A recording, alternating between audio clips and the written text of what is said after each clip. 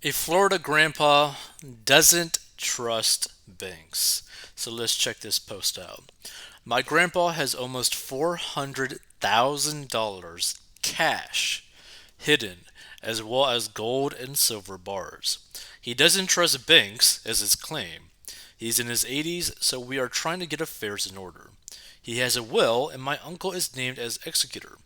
How much of a mess will this be when he dies? What do we do with the 400K cash? Can you imagine having $400,000 in cash and gold and silver? Like, he thinks he will live to 100, so he doesn't want to start gifting money to his kids and grandkids yet. This grandfather is like, yeah, screw you, young kids. You ain't gonna get nothing while I'm alive. This is hilarious. But here's the thing. I understand his like line of thinking in terms of like not trusting banks, but at the same time, this isn't good, right? Because he's not beating inflation basically on any of it. He's not making any money basically on any of it, right?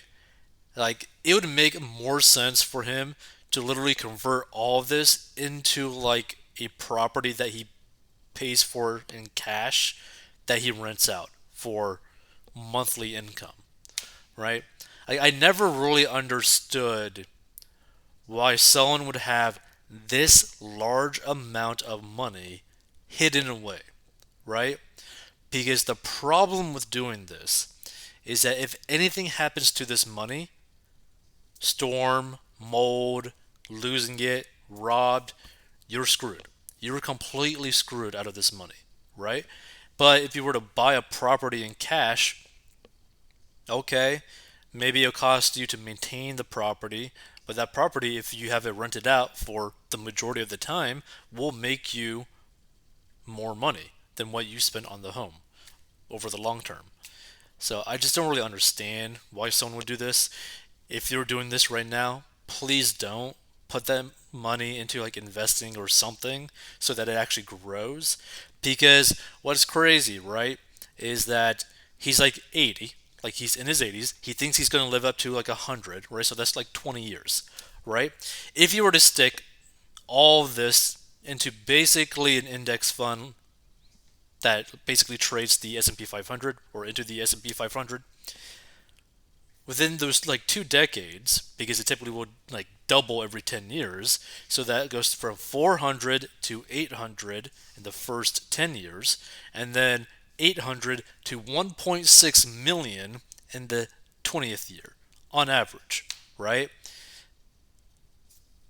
Wouldn't you rather have $1.6 million to your name compared to just 400K hidden away so that no one could touch it?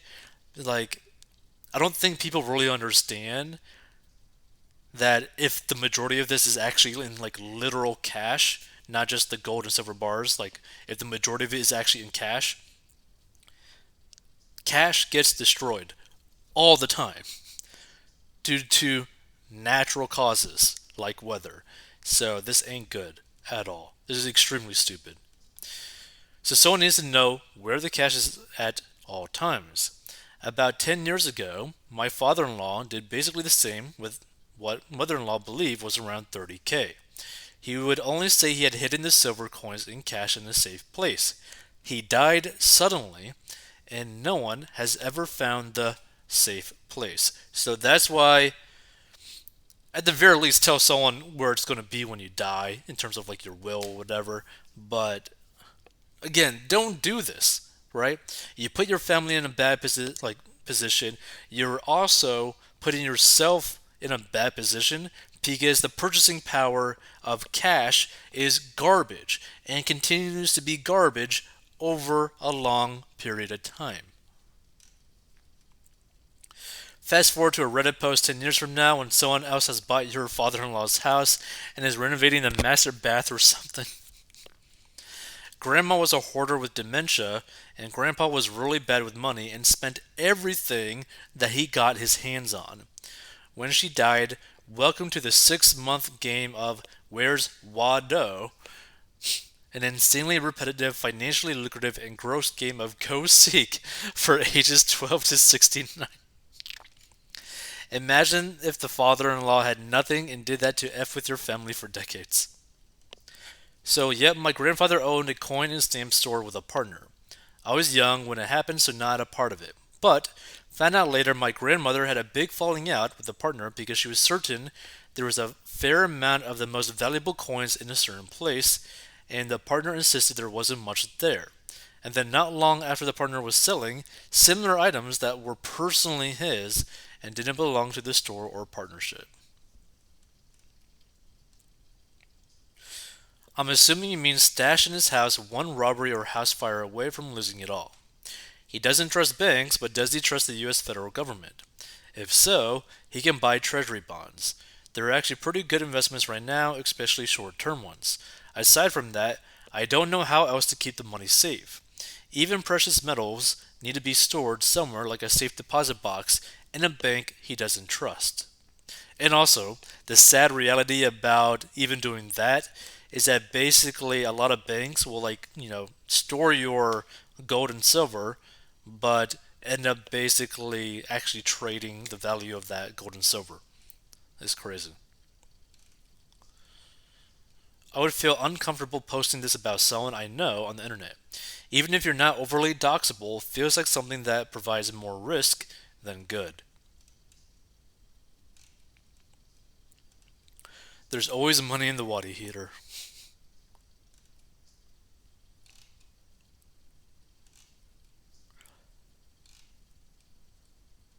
Does anyone even know where this cash is? The will may or may not mention the cash or amount.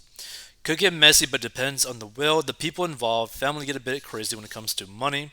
If the cash is hidden in the house and he leaves the house and contents to one person, that person would get everything. A simple sort of basic will that my parents have is whoever died first left everything to the other spouse. If they die together, or when the second one dies, the children inherit everything equally.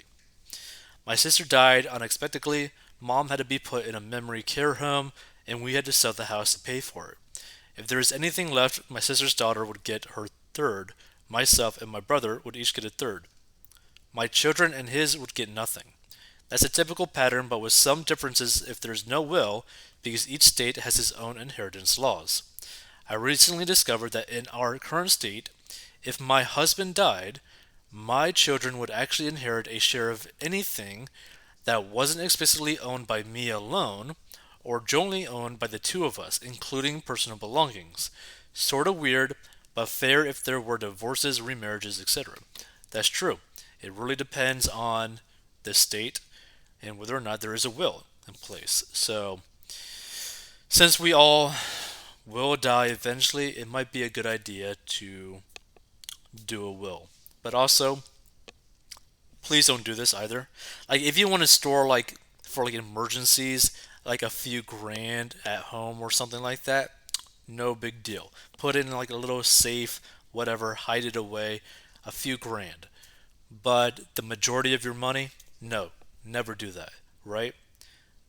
Put the majority of your money towards investments that will either appreciate in value or give you some sort of income or both.